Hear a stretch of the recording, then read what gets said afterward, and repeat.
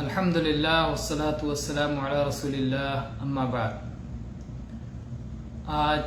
انشاءاللہ ہم غسل جنابت کے طریقے پر بات کریں گے۔ اس سلسلے میں سورہ مائدہ کی آیت نمبر 6 میں اللہ تعالیٰ کا یہ ارشاد ہے وَإِن كُنتُمْ جُنُبًا فَاطَّهَّرُوا، اگر تمہیں جنابت لاحق ہو جائے تو غسل کرو، خوب اچھی طرح طہارت حاصل کرو۔ اور سلسلے میں عائشہ رضی اللہ عنہا کی حدیث ہے، فرماتی ہیں کان رسول اللہ صلی اللہ علیہ وسلم اذا اغتسل من الجنابۃ یبدأ فیغسل یدیہ ثم يفرغ بيمينه على شماله فيغسل فرجه ثم يتوضأ وضوءه للصلاة ثم يأخذ الماء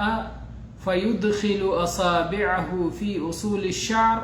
حتى إذا رأى أنه قد استبرأ حفن على رأسه 3 حفنات أي غرفات ثم أفاض على سائر جسده ثم غسل رجليه۔ یہ حدیث متفق علیہ ہے، صحیح بخاری میں 248 نمبر پر اور صحیح مسلم میں 316 نمبر پر ہے۔ رسول اکرم صلی اللہ علیہ وآلہ وسلم جب غسل جنابت فرماتے تھے تو عائشہ رضی اللہ عنہا بتاتی ہیں کہ آپ سب سے پہلے اپنے دونوں ہاتھوں کو دھوتے تھے، پھر اپنے داہنے ہاتھ سے اپنے بائیں ہاتھ پر پانی ڈالتے اور اپنے بائیں ہاتھ سے اپنی شرمگاہ کو دھوتے، پھر صلاۃ والا وضو کرتے۔ آپ وہ وضو فرماتے جو صلاۃ کے لیے کیا جاتا ہے۔ پھر آپ صلی اللہ علیہ وسلم پانی لے کر کے اپنی انگلیوں کو اپنے بال کی جڑوں میں ڈالتے، یہاں تک کہ جب آپ کو یہ یقین ہو جاتا کہ آپ نے انگلیوں کی جڑوں تک پانی پہنچا دیا ہے تو پھر آپ اپنے سر پر 3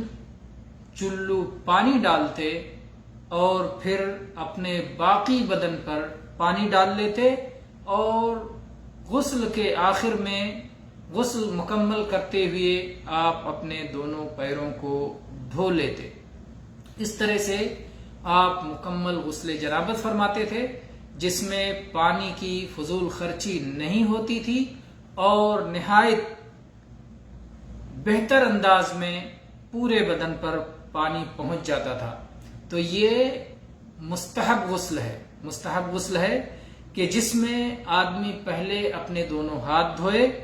پھر اپنے بائیں ہاتھ سے اپنی شرمگاہ دھوئے،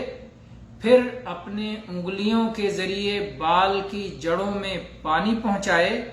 اور پھر سر پہ 3 چلو پانی ڈال لے اور پھر اپنا پورا بدن دھوئے، پورے بدن پر پانی ڈالے، سب سے آخر میں اپنے پیروں کو دھو لے۔ یہ غسل کا مستحب طریقہ ہے اور یہ بات یاد رہے کہ غسل جنابت کرنا فرض ہے، اور جب آپ نے اس طرح مکمل غسل جنابت کیا